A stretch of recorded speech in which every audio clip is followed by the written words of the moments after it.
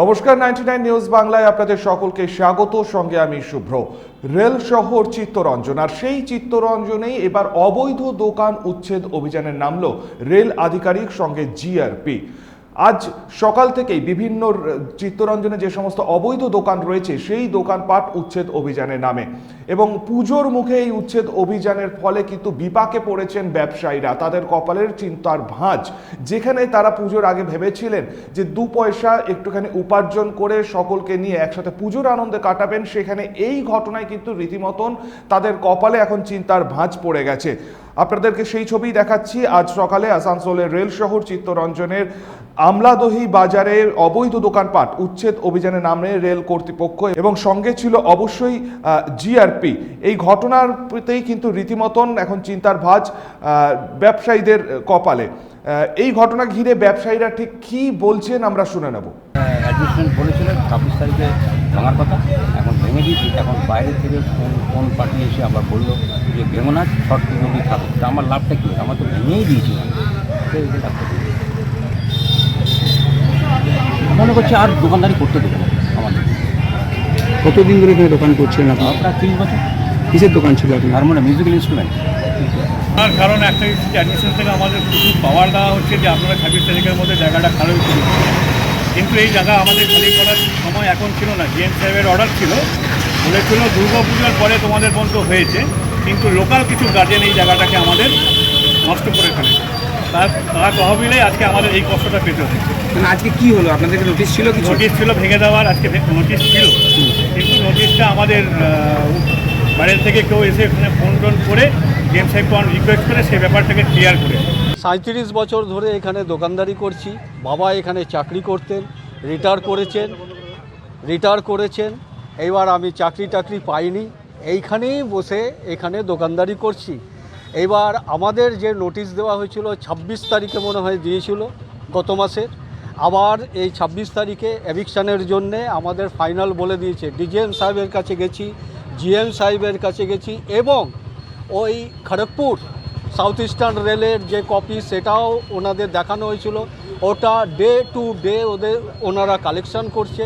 ছোট দোকান 25 টাকা, মিডিয়াম দোকান 50 টাকা, বড় দোকান 100 টাকা।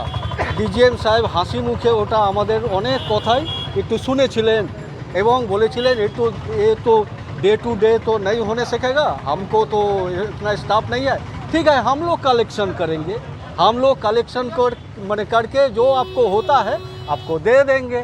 आपको इसी अमाउंट बहुत आपको लाभ होगा, बहुत आपको अर्थ आएगा। তো একটু খুশি হয়েছিল, কিন্তু জানি না আবার আমাদের 26 তারিখে এভিকশনের নোটিশ দিয়েছে। আমরা তো খুলেই দিয়েছি। এই ঘটনার পরপরই কিন্তু শুরু হয়েছে রাজনৈতিক চাপানোতর। তৃণমূল এবং সঙ্গে বিজেপি বিধায়ক কি বলেছেন পরপর আমরা দুটোই শুনে নেব। এখন ছট পরব অবধি কোনো দোকানদারকে ডিস্টার্ব করা যাবে না, ডিস্টার্ব করবে না প্রশাসন, এটা কথা দিয়েছে আর এই কথাটা লাগু হবে।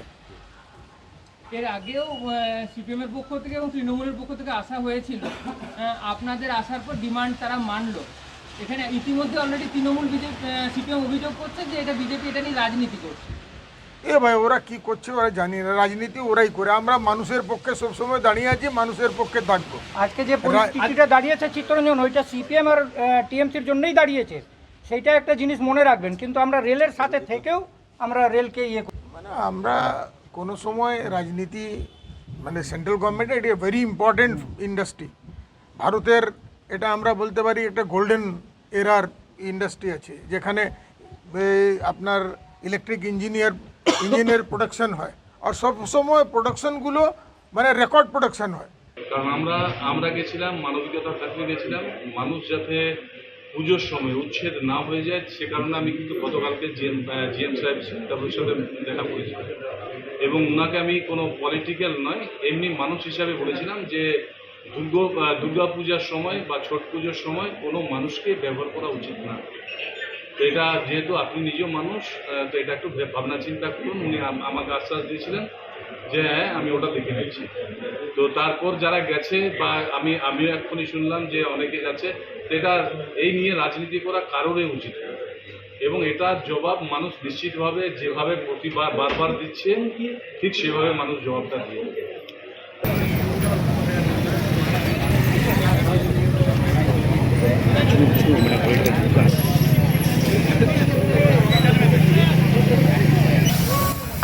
ওরা এসে বলছে নাকি অগ্নিমিত্রানাথকে ফোন করেছিল ভাঙা হবে না পুজোর আগে দিয়ে সব এরা দোকান মোকান ভেঙে দিচ্ছে ওই জন্য সব লোকজন দাঁড়িয়ে আছে।